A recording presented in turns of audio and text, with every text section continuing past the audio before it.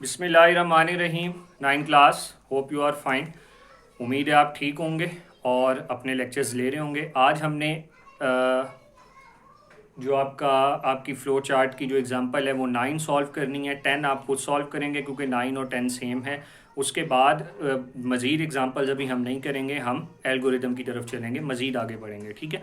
क्योंकि इतनी एग्जांपल्स उम्मीद है कि हमें अंडरस्टैंड हो गया होगा कि फ़्लो चार्ट क्या है। ये जब अंडरस्टैंड हो जाएगा तो बहुत हद तक मज़ीद बेहतरी आएगी, और जब आप 10 खुद से सॉल्व करेंगे, ये अगर समझ आ गई तो 10 खुद से सॉल्व करेंगे तो मज़ीद बेहतरी आएगी। फिर हम एल्गोरिदम की तरफ चलेंगे। तो सबसे पहले क्वेश्चन ये है कि to assign a grade to a subject based on total marks and obtain marks. आप यूजर से टोटल मार्क्स और ऑब्टेन मार्क्स ले लें और उसके बाद आप क्या कैलकुलेट करें, उसके बाद आप कैलकुलेट करेंगे उसका ग्रेड कैलकुलेट करेंगे, ठीक है। तो सबसे पहले आपके पास टोटल मार्क्स और ऑब्टेन मार्क्स होने चाहिए, फिर आप ग्रेड कैलकुलेट कर सकते हैं। कैसे? सबसे पहले स्टार्ट करें।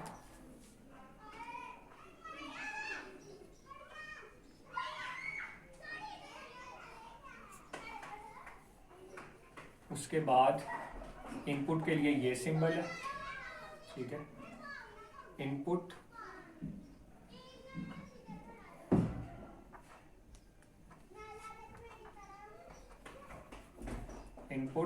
ऑब्टेन टोटल मार्क्स टीएम और ऑब्टेन मार्क्स ओएम में मैं ले लेता हूँ, ठीक है। टीएम और ओएम। अब आप इसकी परसेंटेज कैलकुलेट करें, क्योंकि अक्सर मार्क्स जो होते हैं, बल्कि ये ठीक नहीं लग रहा, मैं इसको दोबारा लिखता हूँ।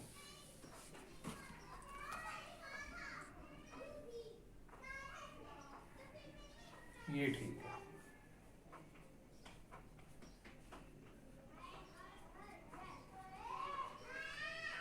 ठीक है, ये ज़्यादा बेहतर है। तो ये हम इसलिए करते हैं कि परसेंटेज के मुताबिक आपका ग्रेड फाइंड होता है। जैसे अगर आपके मार्क्स 50 में से 45 हैं तो 45 मार्क्स आपकी परसेंटेज 90 है, इसलिए आपके मार्क्स जो ग्रेड जो है वो E+ है। तो परसेंटेज कैलकुलेट करना ज़रूरी है, क्योंकि हर बार 100 में से मार्क्स नहीं होते, 20 में से भी हो सकते हैं, 21 में से भी हो सकते हैं, 50 में से भी हो सकते हैं। तो परसेंटेज हमने कैलकुलेट करनी है। उसके लिए प्रोसेसिंग हो रही है, तो प्रोसेसिंग का सिंबल जो कि रेक्टेंगल है, P लगा दें। P is equals to obtained marks divided by total marks multiply by 100। तो ये आपकी परसेंटेज कैलकुलेट हो गई। जब परसेंटेज कैलकुलेट हो जाएगी तो उसके बाद आप चेक करेंगे कि परसेंटेज कितनी है। परसेंटेज 80 से ज़्यादा है, परसेंटेज 70 से ज़्यादा है, 60 से ज़्यादा है, किससे ज़्यादा है परसेंटेज, ठीक है। तो अब हम यहाँ पे देखते हैं, ठीक है। इफ़ अगर परसेंटेज ग्रेटर देन 80, ठीक है, तो आपका जो ग्रेड होगा, आपका जो ग्रेड जो मैं G ले रहा हूँ वो A+ हो जाएगा। इसी तरह ये उस सूरत में है जब ये यस है, जब ये बिल्कुल ठीक है। अगर ये नो हो जाती है तो उस सूरत में, ठीक है, नो की सूरत में हम लगाएंगे इफ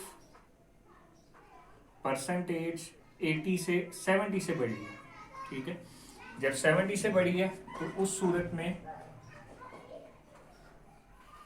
ग्रेड कौन सा है, ए है, ठीक है। तो अगर ये यस है, ठीक है, यानी दोबारा देखें कि अगर 80 से ज़्यादा है तो A+ यस, लेकिन अगर 80 से ज़्यादा नहीं है, नो। तो फिर दोबारा चेक करो, अगर 70 से ज़्यादा है तो A, लेकिन अगर 70 से ज़्यादा नहीं है यानी कि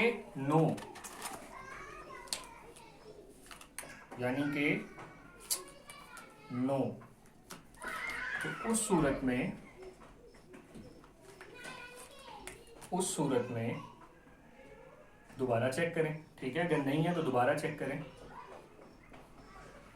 इफ परसेंटेज ग्रेटर देन 60, अगर 60 से ज़्यादा है यस, तो ग्रेड आपका हो जाएगा B, ठीक हो गया, A, B।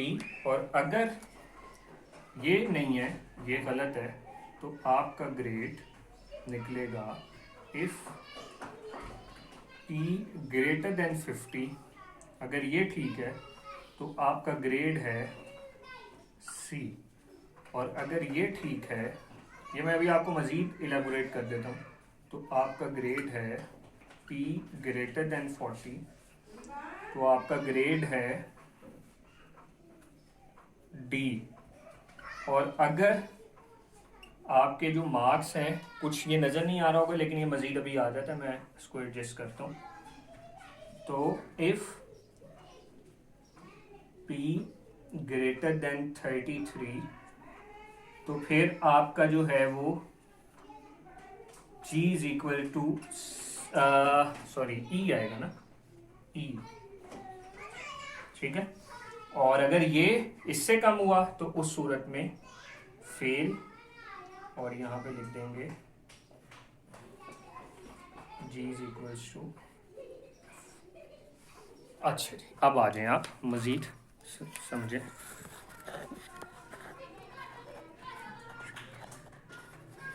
देखें, सबसे पहले ये था कि स्टार्ट किया आपने, उसके बाद अपने टोटल मार्क्स और 10 मार्क्स से लिए। सपोज टोटल मार्क्स थे 100, चलें सपोज टोटल मार्क्स थे 50 और ऑब्टेन मार्क्स थे 40, 80% बनी ना। मतलब हमें तो अभी नहीं ना पता, हम तो कैलकुलेट करें। तो हमने obtain marks divided by total marks multiply by 100 करवाने के बाद, ये सारा करवाने के बाद हमने क्या किया, हमने जो भी वैल्यू है उसको हमने किस में असाइन कर दिया, P में। अब P में हमारी परसेंटेज है, P के मुताबिक ग्रेड फाइंड होगा, ठीक है। तो हमने कहा कि अगर P की वैल्यू 80 से बड़ी है तो इसका मतलब इसको क्या असाइन कर दो, इसको असाइन कर दो A+, ठीक है, इसको A+। लेकिन अगर ये बात गलत हो जाती है, नो, तो नीचे आके दोबारा चेक करो कि क्या 70 से बड़े हैं। अगर 70 से ज्यादा मार्क्स हैं तो उसको A असाइन कर दो, यस, ठीक है, अगर ये बात ठीक है। लेकिन अगर ये बात गलत है तो नो। अब दोबारा चेक करो क्या उसके 60 से बड़े हैं। अगर 60 से ज्यादा हैं, यस, तो आप उसको B असाइन कर दो। लेकिन अगर 60 से ज्यादा नहीं है, यानी इसका मतलब क्या है, नो, तो आप दोबारा चेक करो क्या 50 से ज्यादा हैं। 50 से ज्यादा हैं तो यस, उसको C असाइन कर दो। लेकिन अगर 50 से ज्यादा नहीं है तो नो, उसको दोबारा चेक करो क्या 40 से ज्यादा हैं तो यस, और अगर 40 से ज्यादा नहीं है, नो, तो चेक करो क्या 33 से ज़्यादा हैं, यस। तो अगर 33 से भी ज़्यादा नहीं है, ठीक है, तो यहाँ पे हम इज इक्वल टू भी डाल देते हैं, greater than is equals to, ठीक है। और अगर नो, उम्मीद है आपको समझ आ गई होगी बात कि अगर मार्क्स 80% से ज़्यादा हैं तो इसका क्या मतलब है, इसका मतलब ये है कि उसको A+ मिलेगा। लेकिन अगर मार्क्स 80% से ज़्यादा नहीं है तो चेक कर रहे हैं, मतलब 80% ज़्यादा 40 भी तो हो सकते हैं, तो फिर चेक करें क्या 70 से ज़्यादा है, क्या 60 से ज़्यादा है, क्या 50 से ज़्यादा है, क्या 40 से ज़्यादा है। तो जॉन से जिसमें वो लाए करेगा फौरन वहां पे, यानी अगर 66 किसी के 66 हैं तो ये 60 से ज्यादा है, 70 से ज्यादा नहीं है ना, यहाँ तक नहीं जाएगा, 60 से ज्यादा है तो यहाँ पे आके उसको B असाइन हो जाएगा, ठीक है। नीचे भी मजीद इस तरीके से मैंने लिखा हुआ है और मैं भी इसकी तस्वीर भी आपको साथ शेयर करता हूँ, ठीक है। अब आपने क्या करना है,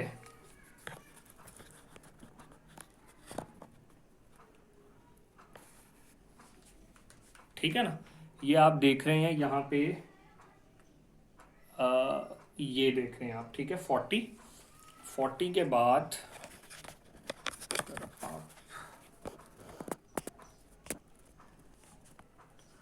ये आप देख लें, ठीक है।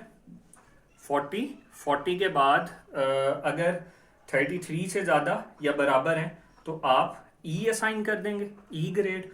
और अगर 33 से कम है तो फिर चेक नहीं करेंगे, 33 से कम तो होता ही फेल है, फिर यस नो नहीं है, फिर कंडीशन ही लगाएंगे, फिर तो वो है ही फेल।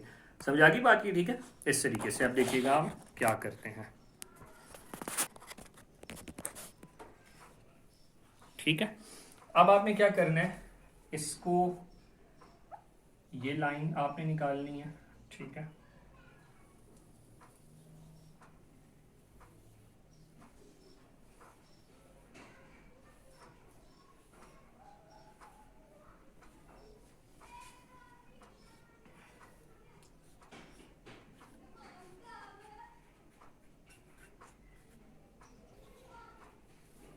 दोबारा देख लें, ये मैं आपको दोबारा से दिखा, ये देखें, अगर तो A+ है, ठीक है, तो ये A+ नीचे जाएगा एट द एंड और A+ नीचे जाके यहाँ पे एंड हो जाएगा, ठीक है।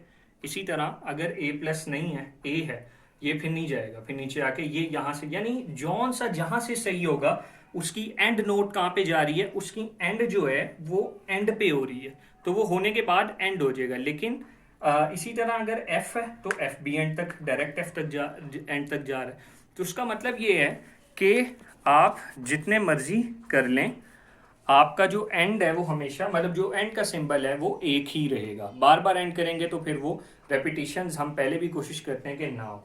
तो ये उम्मीद है आपको समझ आ गई होगी। इसकी तस्वीर मैं शायद साथ शेयर करता हूँ आपको, ताकि ज़्यादा क्लियर हो जाए एक ही दफ़ा।